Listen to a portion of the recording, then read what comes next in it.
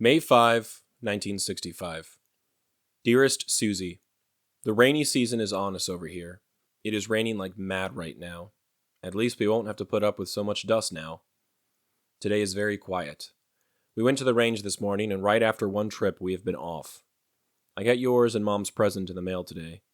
I hope you like it. I sent both presents to you so you can take Mom's over to her. Oh, about that Hong Kong trip, I doubt if I will go. I really don't want to and don't want to spend all that money. I picked up my suit yesterday. It is blue Italian silk. I think that you will like it.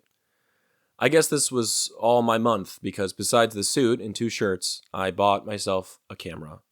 It is completely automatic and the slides are the size of the ones I sent you the other day, which means that I get twice as many pictures on a roll of film. But it has a built-in light meter and lets in just enough light to take a picture. And if there isn't enough light, then you can't take the picture. I guess Billy is looking forward to the end of the school by now, isn't he? When is the school year over anyway? I was glad to hear that Brian hasn't forgotten his daddy. I sure miss all my boys. How's everything around the house? Is that worthless TV of ours still working? What about the washer and the car? I love you very much and miss you very much. All my love, Bill.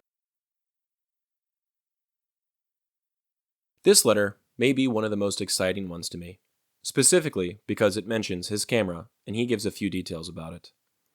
As I've stated before, this whole project started with photos. They were the first things I had. His photos are the oldest connection I have to his service, his life before he became who I knew him as. They were, at first, scarce, well curated by Popi, and fragile, material things. It has only been through asking questions, tracking down mildewed boxes, and spending the time organizing and digitizing his materials that I've been able to get to where I am today. From his photos came the letters, which may actually grow in number soon, as well as all the souvenirs which I've been given by Meemaw since the start of this work. One thing that was always missing for me, though, was his camera. I knew he was taking photos, I just didn't know with what. I asked Meemaw about that a few years ago, and in response, she gave me a point-and-shoot early digital camera that Popi owned. Is that right? She asked, handing it to me. Could that be the one he used in Vietnam? I smiled and politely responded by saying, probably not, but thanks. I needed a film camera. I needed something old. Hopefully it wasn't corroded or damaged. I wanted to hold the same camera he held to see the world through the same lens he saw it through. I wanted to take photographs on film, exposing crystals to light like he did, getting the images developed as slides and projecting them on the wall using the low light and high heat of an old bulb. I could never go to Vietnam as an American soldier and fight in the war. I could never be a part of my family in the 60s. But I could take a photograph. Needless to say, he didn't hang on to his camera from Vietnam. Not only that, I had almost no way of knowing what he would have used. Eventually, one day looking through a box of old photos with Meemaw, I found a print of Popi, holding a camera and pointing it at the photographer. Wait, I thought to myself, this is the only example I have of him holding a camera. This has to be it. It was from Vietnam. Unfortunately, the photo was grainy and low resolution by today's standards. I had more of an impression of a camera, shapes and gradations of gray. No logos or words to tell me what it was. Immediately when I got home, I began scouring the internet looking for the camera, or at least a clue that could help me find it. After months of searching, I had very little to go off. I tried finding old PX listings for cameras, looked at things made in 1965, even found a list of old standard issue film cameras for pilots. Nothing got me closer to figuring out what he was holding in the photo. Eventually, my girlfriend suggested I do something which I thought was stupid and would come up with not real results. Ask ChatGPT. It couldn't look at the photo, but I could at least describe what I saw to the AI and pray that the algorithm could help me. Ultimately, I spent about a few hours going back and forth, refining my description and searching for the cameras online it suggested without getting anywhere. Eventually, however, it suggested looking at a brand called a Petri or Petri. None of the models it suggested on Google, however, were correct. It was a real bummer. Getting ready to give up, and at this point, pretty tired of the whole process, I lazily scrolled through suggested photos, planning on what I'd do next, and suddenly I found it. Someone had posted to Reddit a photo of their, quote, old camera collection. Among their cameras was a Petri 7S. It was the same camera Popi was holding in the photo. I found it. Thanks, ChatGPT. The Petri 7S is a 35mm rangefinder camera introduced in the early 1960s by the Japanese company Petri. The camera was known for its affordability and distinctive features. It was designed to offer a straightforward photography experience, making it accessible to both beginners and enthusiasts. Or people busy flying helicopters who still wanted to take pictures from the air, possibly while getting shot at. The camera came with a fixed 45mm lens, coated with a special film to enhance image quality, particularly in color photography. It was equipped with the Petri MVE leaf shutter, offering speeds ranging from 1 second to 1/500th of a second. Popi describes its circle eye system, which utilizes a selenium cell light meter surrounding the lens, eliminating the need for batteries.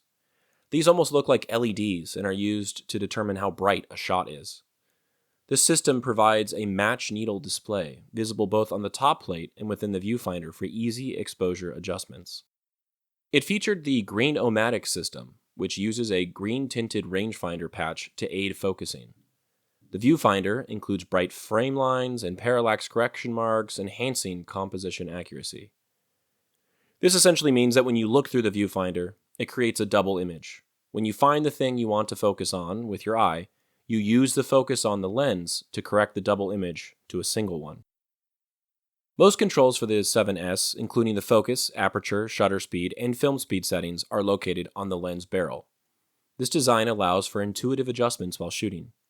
It also has an analog timer, which feels very clever and ahead of its time. Additionally, it had a tripod socket on the bottom. Finally, the camera included a cold shoe for mounting external flashes. The camera did not need any batteries, and any flash mechanisms would be self-contained and separate.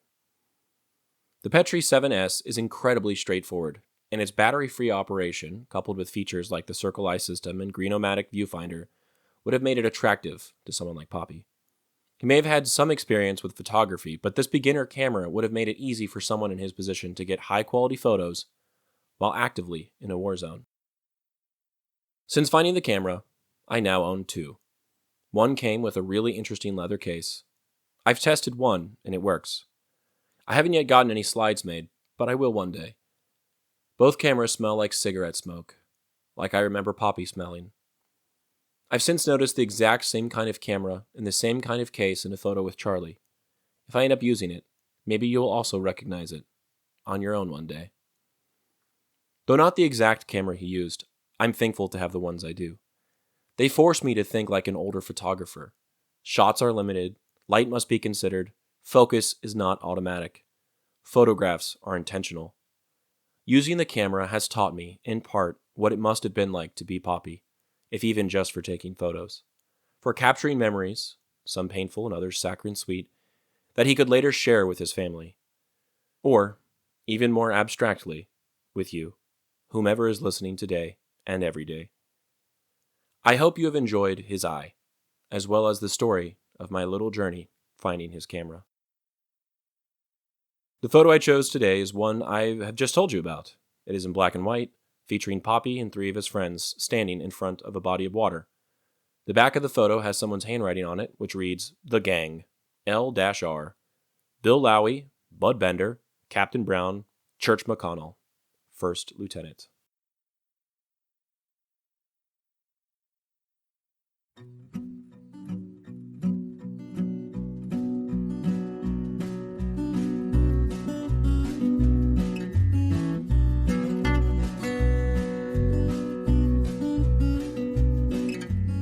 I'm Alex Lowy, and I hope you have enjoyed listening to this episode of Dearest Suzie, and receiving messages from the past that my Popi wrote exactly 60 years ago. I sincerely appreciate your time and interest. Please consider following the podcast on your preferred platform, and if you're enjoying it, I kindly ask that you take the time to rate the show and leave a review. Also, please follow the project on YouTube, X, and Instagram. All likes, comments, shares, and reviews will help grow the reach of this story. The links for these things should be in the description of this episode. Please feel free to email me at dearestsuziepodcast@gmail.com if you have anything you'd like to say. I'd love to chat or to hear about your stories as well. Thank you for listening, and God bless.